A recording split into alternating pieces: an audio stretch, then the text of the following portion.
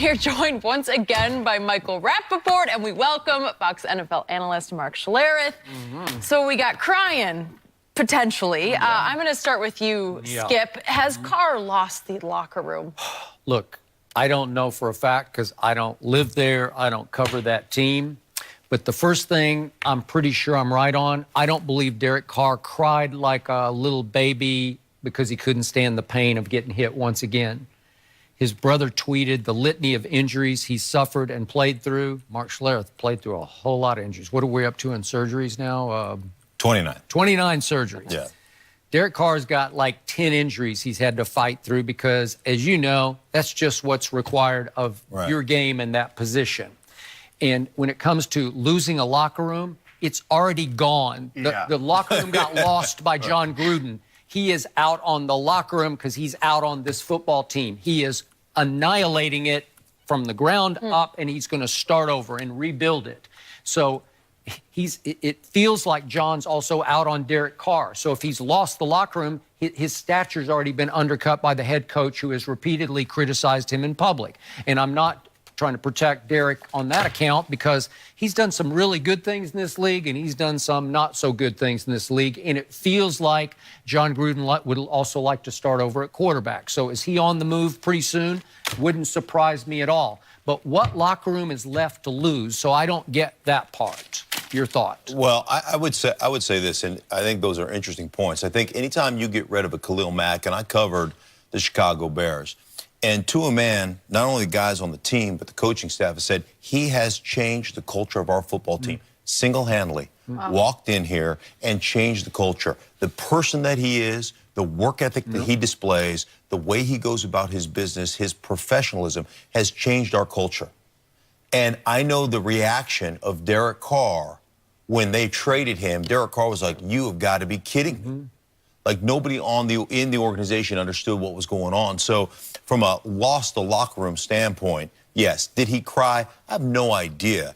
I do know this. I've seen guys cry before when they know my season just came to an end. Yeah. And there's an emotional aspect to that. I remember a Thursday night game several years ago when Luke Kuechly suffered another concussion and was despondent. He was. On the football field. He cried. Like, he's got so much respect from his teammates and so much respect from the people who cover this league and the people in this league that there's no problem with that emotion. And if you're Derek Carr and you suffered a broken leg a couple of years ago and you thought maybe you just broke your arm, because I've been there where I thought, uh-oh, I just broke my leg or I broke something. Like, did I cry? No. But do you get overwhelmed with emotion when you think to yourself, man, I can't be a part of this anymore? Because I'll tell you one thing. There is, and I've been injured plenty, and I've missed time. There is no worse feeling for me as a football player to feel like a pariah in your own locker room because you're not part of it anymore. And that there's nothing you can do to help anymore.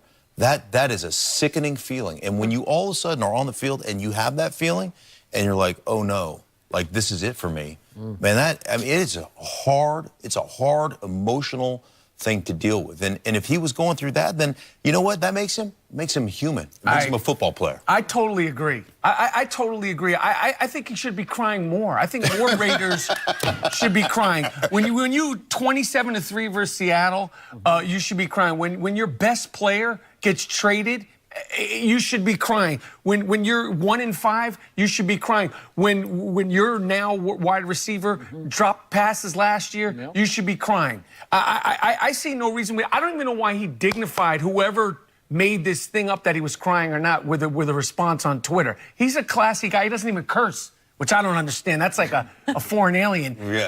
You know, I don't even know. Every time I see your posts on the internet, they're not nice. You know, I mean, they're not airable on Fox, right? No, I tone it down. Oh, you do? For here. For here. But be careful. I'm a trained professional. It's never happened. But as far as Derek Carr is concerned, listen, they were 12-2 when he got hurt and broke his leg. They wound up being 12-4. Everybody was like, Super Bowl, Super Bowl, Super Bowl. I would cry. That's just 2 years ago. John Gruden, whatever he's doing, all the respect. Listen, the Oakland Raiders will never be good again. When and if they become good again, they will be the Las Vegas Raiders. I would be crying about that too. There should be fans crying. Instead of fighting and going nuts out there, they should all be crying. It's over in Oakland as far as the Raiders and the football. So Here's a crazy thing about Derek Carr playing quarterback in the National Football League. I know they continue to relax the rules, but it's hard, right? It's the ultimate team game. It is hard. So he has an MVP caliber season a couple of years ago. He did. And what was his reward for having an MVP caliber season? We dumped his offensive coordinator, Bill Musgrave. Got rid of him.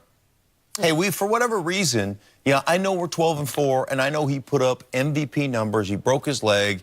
It's almost like you punish Bill Musgrave for him getting his leg broken.